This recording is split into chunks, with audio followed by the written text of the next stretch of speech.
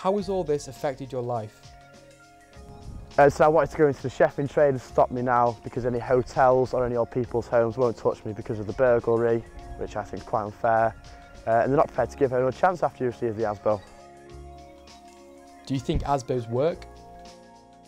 I think ASBOs in some circumstances could work. If you've got kids hanging around causing damage to one place over and over again, banishing from that area could work, but circumstances where it's a one-off crime, like I did in the area, or people that have been done for noise or anything like that, I don't think it works at all, to be honest.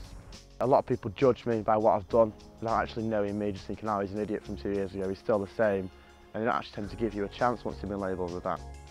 If I could go back in time and start all over again, I believe me I would. I was angry to find out that Mark Ridgway received no help from any of these so-called government-funded organisations.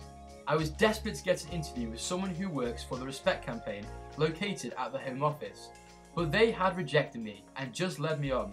In fact, as soon as I mentioned anything to do with antisocial behaviour orders and working, they sounded disinterested.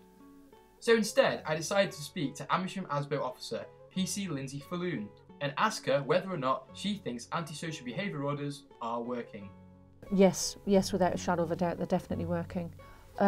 Basically, before the Crime and Disorder Act, which came in 1998, we didn't have any law or legislation to deal with nuisance behaviour or that sort of harassment.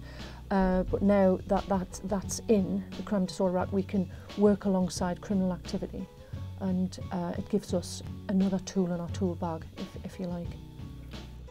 Who else is helping to prevent ASBOs? We want to give everybody, especially juveniles, the intervention schemes which they have through Drugs Relate and through ACT is another outside agency, and the youth offending team. They're all on board before this antisocial behaviour order is issued. It's not something that is just easy to get, and I don't think it should be, because once it's in place, as I've said, it's a powerful tool which could take the liberty. ASBOs, are they working? I believe that antisocial behaviours orders do work. I think all the early intervention work, the warning letters, the ABCs, all the positive engagements with police officers and outside agencies that I've mentioned, I think working together, yes, it does work. And yes, as I've said, certain individuals will wear it as a badge, but they'll soon realise not to when they end up back before the courts if they breach and sitting in a prison cell by themselves. Sergeant Lindsay Falloon gave me insight into the procedures of getting an ASBO. She made it clear that you must have a few warnings before landing the order. I had not discussed this in any of my prior interviews, so maybe it all depends on the individual. After reading through the antisocial behaviour orders from Stockport, I came across Chris Klingham, who has been my car mechanic for the past 2 years. In 2005, he received a 2-year ASBO for assault. I organised an interview with Chris to find out how the ASBO affected his life and if he had benefited from it. How did the ASBO limit you, and how did you cope?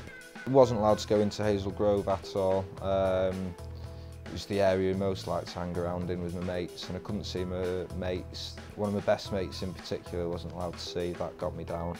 But then after a bit, you know, sort of after taking dogs out for a walk, having time to myself, having time to think, sort of, I wasn't too keen on impressing people, and became happier in myself and did things for myself. How were you helped? Spent a lot of time in youth clubs. Teachers tried to keep me behind after school so as I didn't, so they knew I wasn't out causing trouble. And finally, after a couple of months on the after school classes, they offered me some vocational work, you know, in a garage. So I took that up. That was a couple of nights a week, kept me off the streets. And the people in the youth clubs were brilliant, you know, they filled me with such self-confidence that I actually started believing that I could do things for myself. And with that confidence, I realised I was good at mechanics. I realised that's what I wanted to do. So did the ASBO help you? Here, present day, 4 years after I got the ASBO. Here, look at me now. Got my own little garage, little showroom, mechanic by trade, got qualifications. You know, the ASBO really helped me get on the straight and narrow. You know, without the ASBO, I'd still be there getting drunk, doing childish things, assaulting innocent people that really don't deserve to be assaulted.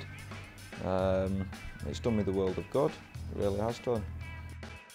It was then I realised that A.S.B.Os can work, and in Chris's case, superbly. But this proves it's all down to the individual and the help they receive. Since I started making this documentary, crime has gone up due to the recession. But hopefully, after watching this, we will forget about the facts, the figures, and concentrate on helping the troubled individual.